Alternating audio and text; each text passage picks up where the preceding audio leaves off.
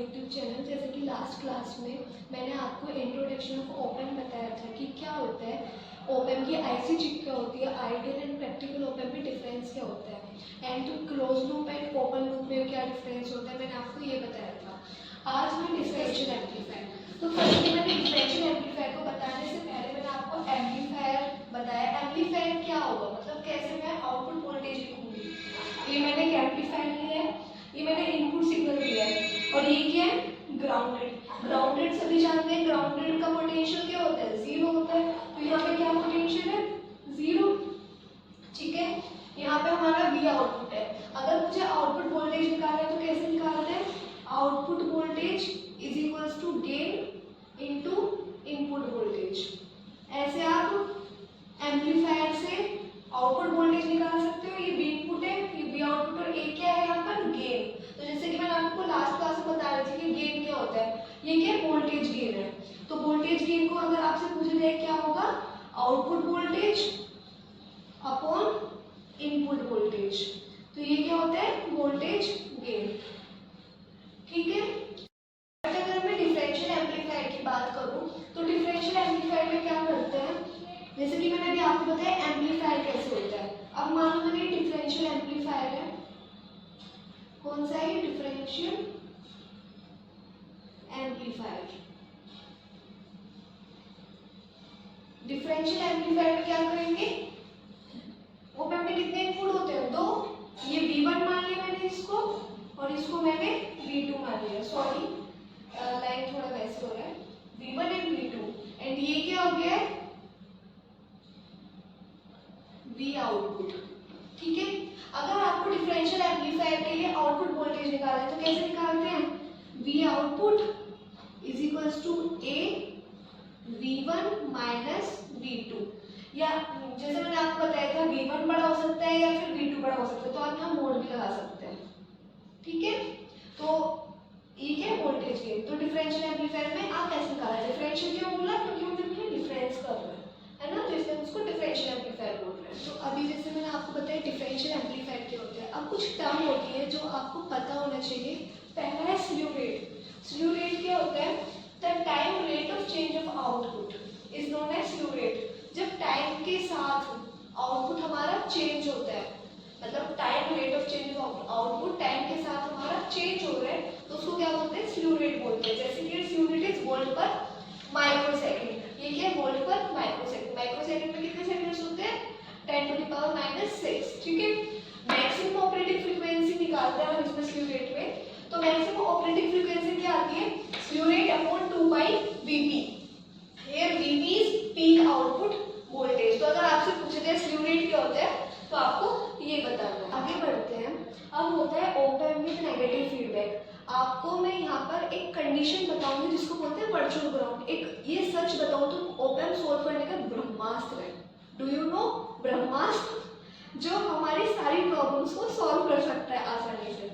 तो जैसे कि वर्चुअल ग्राउंड कंडीशन क्या होगी, फॉर एग्जाम्पल देखो यहाँ पे सभी को पता है, सभी जानते हैं ये किससे कनेक्टेड है, ग्राउंडेड से। तो यहाँ पोटेंशियल क्या होगा, जीरो। क्या होगा पोटेंशियल, जीरो। ये मैंने इसको इन्वर्टिंग नेगेटिव फीडबैक क्यों बोल रहे हैं, नेगेटिव फीडबैक क्यों, क्योंकि देखो ये नेगेटिव जो है, नेगेटिव भी बोल सकते हो, इन्वर्टिंग भी बोल सकते हो, आपको मैंने पिन में भी बताया था। तो देखो नेगेटिव फीडबैक क्यों, क्योंकि जो नेगेटिव वाली है साइड है उससे आप फीडबैक दे रहे हो। ठीक है, और जो पॉजिटिव वाले उसको आपने ग्राउंड कर रखा है, इसलिए इसको क्या बोल रहे हैं, नेगेटिव फीडबैक बोल रहे हैं। अब इस प्रॉब्लम को सॉल्व कैसे करना है, फॉर्मूला नहीं रखना है, आपको तरीका आना चाहिए आप कैसे सॉल्व करेंगे। ठीक है, देखो जैसे यहाँ पे जीरो है तो वर्चुअल ग्राउंड कंडीशन क्या बोलती है, यहाँ पर भी क्या होगा, जीरो होगा। क्या होगा यहाँ पर भी, जीरो। जैसे कि यहाँ पर जो है मेरा पोटेंशियल क्या था, जीरो, बिकॉज ऑफ ग्राउंडेड। तो यहाँ पर देखो ये मेरा इस तरीके से फीडबैक जा रहा है, यहाँ पर भी क्या पोटेंशियल होगा, जो यहाँ पर है वो यहाँ पर हो जाएगा, क्या हो गया, जीरो। अब आपने पढ़ा होगा केसीएल, केवीएल, जैसे कि current Kirchhoff loop rule, current voltage loop rule. तो मान लो यहाँ पर हम केसीएल लगा देते हैं या फिर केवीएल भी लगा सकते हैं। जैसे वोल्टेज है तो यहाँ पर केवीएल लगा दो, करंट निकालना है तो केसीएल लगा दो, एज योर चॉइस। ठीक है, आप किसी भी तरीके से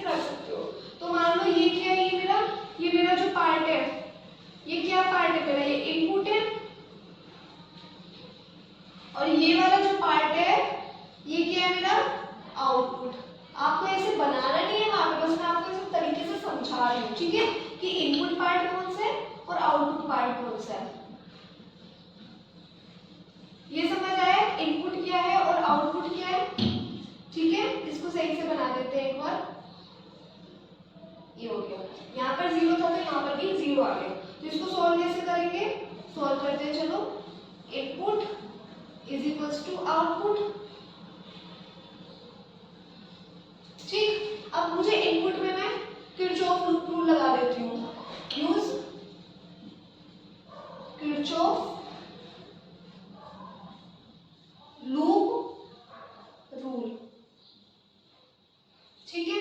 तो देखो करंट मेरी कैसे जा रही है, इस तरीके से जाएगी, हाई टू लो, ठीक है। और फिर किसी भी डायरेक्शन में आप लगा सकते हो, या तो देखो जब 0 है तो आप वी आउट ऐसे लगा लो, फिर ऐसे लगा लो, मतलब करंट आपकी ऐसे जा रही है फिर ऐसे आ रही है, या फिर ऐसे लगा लो ऐसे लगा लो। बट ये है श्योर ये होना चाहिए कि एक ही डायरेक्शन में आप लगा रहे हो। ऐसा ना हो कि इनपुट में आपने इधर डायरेक्शन लगाया, आउटपुट में आप उसके अपोजिट कर दिए, तो वो गलत हो जाएगा। एक ही डायरेक्शन में आपको लगाना है। तो मैंने इस डायरेक्शन में लगा लिया मान लो, तो क्या लिखूंगी मैं, करंट क्या होता है, वोल्टेज अपॉन रेजिस्टेंस, सबको पता है ओम्स लॉ क्या होता है, V is equals to IR। तो मुझे करंट निकालना है तो क्या होगा, वोल्टेज अपॉन रेजिस्टेंस। तो मैं वोल्टेज डिफरेंस है V इनपुट माइनस 0 और रेजिस्टेंस क्या है RI, तो लिख लेती हूँ V input minus 0 upon RI। ये समझ आया सभी को, इज इक्वल्स टू, ये वाले में काम हो गया। अब बचता है आउटपुट वाला पार्ट। तो मैं ऐसे ले रही हूँ, मैं इधर ले रही हूँ, तो ये भी करंट कैसे जाएगी, इधर की तरफ जाएगी। तो मैं क्या लिखूँ, 0 माइनस V आउटपुट, क्या लिखूंगी मैं, 0 minus V output upon resistance क्या है RF, ठीक है। ये सभी को समझ आया। मुझे क्या निकालना है यहाँ से, मुझे यहाँ से आउटपुट वोल्टेज निकालना है। क्या निकालना है यहाँ से, आउटपुट वोल्टेज। तो इतना एक्सप्रेशन समझ आया। अब तो आप सॉल्व करके आउटपुट वोल्टेज निकाल सकते हो। देखो कैसे निकालेंगे, मैं एक बार रब कर देती हूँ।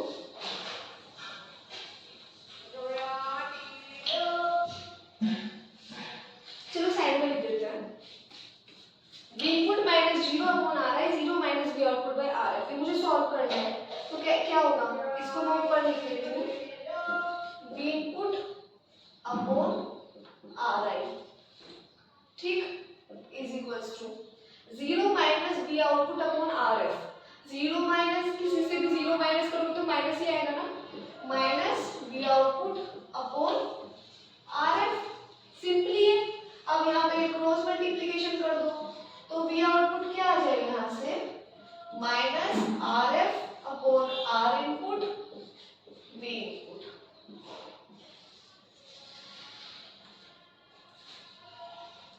ये आप सभी को समझ आया। आउटपुट वोल्टेज मैंने कैसे निकाला, सिंपली इस तरीके से। तो देखो आपको फॉर्मूला याद करने की जरूरत नहीं है।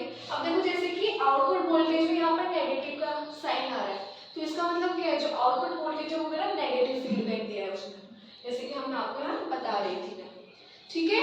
तो ये आपको समझ आया। तो वर्चुअल ग्राउंड कंडीशन क्या बोलती है, अगर जो यहाँ पर पोटेंशियल है वो यहीं होगा तो कैलकुलेशन क्या होगी, इजी हो जाएगी, ठीक है। आपको समझ आया होगा वो। नाउ इसके आगे मैं आपको नेक्स्ट क्लास में बताऊंगी।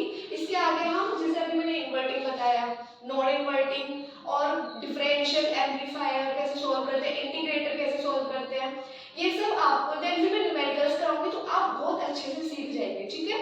ऐसी वीडियोस पाने के लिए प्लीज मेरे चैनल को लाइक कीजिए अगर वीडियो आपको अच्छी लगी हो, और ज्यादा से ज्यादा प्लीज सब्सक्राइब कीजिए। Thank you so much.